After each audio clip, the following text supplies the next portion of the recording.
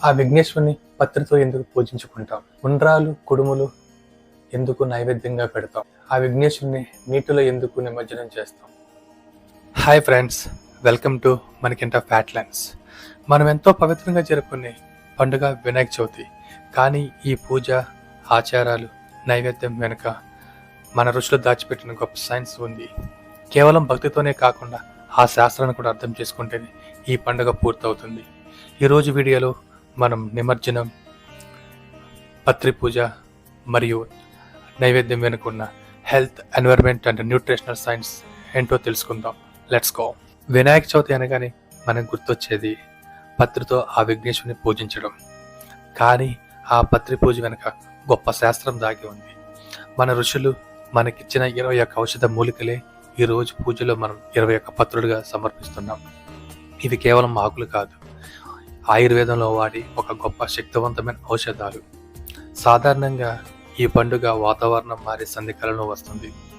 ఈ సమయంలో immunity power తగ్గడం, జలుబు, దగ్గు, జ్వరం, జీర్ణ సమస్యలు పెరగడం సాధారణం. మన ఋషులు ఈ సంధికాలంలో మన ఆరోగ్యాన్ని కాపాడడం కోసం 21 ఔషధాలను ఎంపిక చేశారు. వాటిని పూజలో సమర్పించడం ద్వారా వాటిలోని సుగంధ నూనెలు గాలిలో కలిసి గాలి శుద్ధి అవుతుంది. ఆ వాసన మనం పీల్చడం ద్వారా శ్వాసకోశ వ్యవస్థ మరియు నాడీ వ్యవస్థ ఉత్తేజమవుతాయి. ఇది ప్రాచీన సహజమైన వ్యాధి నిరోధక పద్ధతి. దీన్ని అరోమా థెరపీ అంటారు. గరిక పత్రి విఘ్నేశ్వరుని పూజలో ముఖ్యంగా వాడేది. ఇది చర్మ వ్యాధులు, రక్తస్రావాన్ని అరికట్టడంలో ఉపయోగపడుతుంది. ఇది యాంటీ ఇన్ఫ్లమేటరీ గుణాలు కలిగి ఉంటుంది. తులసి, దీని యాంటీ మైక్రోబయల్ లక్షణాలు అందరికీ తెలుసు. ఇది దగ్గును నివారిస్తుంది. అంతేకాకుండా ఈ సీజన్లో వచ్చే శ్వాసకోశ సమస్యల నుంచి రక్షణనిస్తుంది.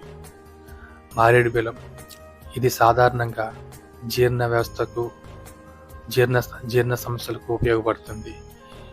ఇది ఉదర సంబంధిత సమస్యలు తగ్గించడంలోనూ ఎంతగానో ఉపయోగపడుతుంది. పూజ అనేది ఆయుర్వేద సైన్స్ని మన దైనందిన జీవితంలోకి సాధారణంగా తీసుకొచ్చి ఒక పద్ధతి.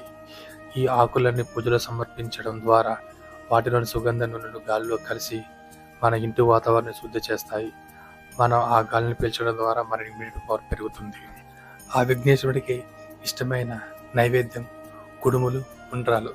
ఇది ఒక తీయటి వంటకమే కాదు, ఇది ఆ సీజన్కి అవసరమైన బ్యాలెన్స్డ్ న్యూట్రిషన్ ఫుడ్. ఈ కుడుములు తయారు చేసే ప్రధాన 3 పదార్థాలు చూడండి: బియ్యం పిండి, బెల్లం, కొబ్బరి. ఇది కుడుము ఆవిరిపై ఉడకపెడతారు, నూనెలో వేయించరు. ఇది వేయించిన దానికంటే ఆరోగ్యకరమైనది, సులభంగా జీర్ణం అవడానికి ఉపయోగపడుతుంది. బియ్యం పిండి, ఇది గ్లూటెన్ ఫ్రీ మరియు తక్షణ శక్తినిచ్చే కార్బోహైడ్రేట్ మూలం. అలాగే కొబ్బరి, ఇది ఆరోగ్యకరమైన కొవ్వులను అందిస్తుంది మరియు తక్షణ శక్తిని ఇస్తుంది. కొబ్బరిలో ఉండే మ్యాంగనీస్ యాంటీఆక్సిడెంట్గా పనిచేసి ఇమ్యూనిటీ పవర్ను పెంచుతుంది. బెల్లం, శుద్ధి చేయని ఈ స్వీట్నర్ ఇనుము మరియు ఇతర ఖనిజాలను ఇస్తుంది. ఇది రక్తాన్ని శుద్ధి చేయడానికి, కాలేయాన్ని శుభ్రం చేయడానికి ఆయుర్వేదంలో ఉపయోగిస్తారు. ఈ కొబ్బరి బెల్లం కాంబినేషన్ ఉపవాసం తర్వాత లేదా పండుగ రోజున శరీరానికి అవసరమైన శక్తిని, పోషకాలను అందిస్తుంది. కుడుము అనేది ఈ సీజన్లో మన జీర్ణ వ్యవస్థకు శక్తినిచ్చేలా మరియు మన ఇమ్యూనిటీ పవర్ను పెంచేలా సైంటిఫిక్గా తయారు చేయబడిన ఒక గొప్ప న్యూట్రిషన్ ఫుడ్. నిమజ్జనం అనేది పర్యావరణ పరిరక్షణ కోసం ఒక ప్రాచీన పద్ధతి. విగ్రహాన్ని నీటిలో ఎందుకు కలుపుతాం? భక్తిపరంగా చూస్తే ఇది గణపతుడు తిరిగి నిరాకార స్థితికి చేరుకోవడం లేదా తిరిగి తన లోకానికి చేరుకోవడం. కానీ సైన్స్ ఏం చెబుతుంది? సాధారణంగా వినాయక చవితి వర్షాకాలం చివరిలో వస్తుంది. ఈ సమయంలో మన నదులు, చెరువులు వర్షాల వల్ల నిండి నిలబడి ఉంటాయి. ఈ సమయంలో బ్యాక్టీరియా, సూక్ష్మజీవులు పెరిగే అవకాశం ఎక్కువ. సో అందుకే పూర్వం మన పూర్వీకులు శుద్ధమైన మట్టితోనే విగ్రహాలు తయారు చేసేవారు. మట్టికి నీటిలో త్వరగా కరిగే గుణం ఉంటుంది. అది నీటిలో కరిగేటప్పుడు సహజ లోహాలు, లవణాలు మరియు వ్యర్థాన్ని శుద్ధి చేస్తుంది. ముఖ్యంగా నదులు ఒడ్డున ఉన్న విగ్రహాలు నీటిలో కలపడం ద్వారా వనరుల స్వచ్ఛతను తిరిగి పెంచే రీసైక్లింగ్ ప్రక్రియ. ఈ పవిత్రత నీటి ద్వారా సుదూర ప్రాంతాలకు చేరుతుందని ఆధ్యాత్మిక సైన్స్ చెప్తుంది. కానీ ఇప్పుడు ప్లాస్టర్ ఆఫ్ ప్యారిస్ విగ్రహాలు ఆ రంగులు, రసాయనాలు త్వరగా కరగవు. అవి నీటిలో ఉన్న ఆక్సిజన్ లెవెల్స్ను తగ్గిస్తాయి. దీనివల్ల జరాచరాలు చనిపోవడం. ఈ రసాయనం ఎంత ప్రమాదకరమో చూడండి. అసలు ఉద్దేశం పర్యావరణ పరిరక్షణ, ఆధ్యాత్మికత పర్యావరణ వినాశన.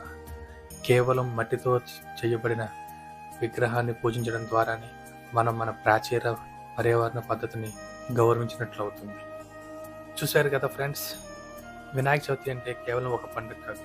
మన పూర్వీకులు పర్యావరణం గురించి, ఆరోగ్యం గురించి, పౌష్టికాహారం గురించి మనకు నేర్పిన ఒక సైంటిఫిక్ లైఫ్ లెసన్.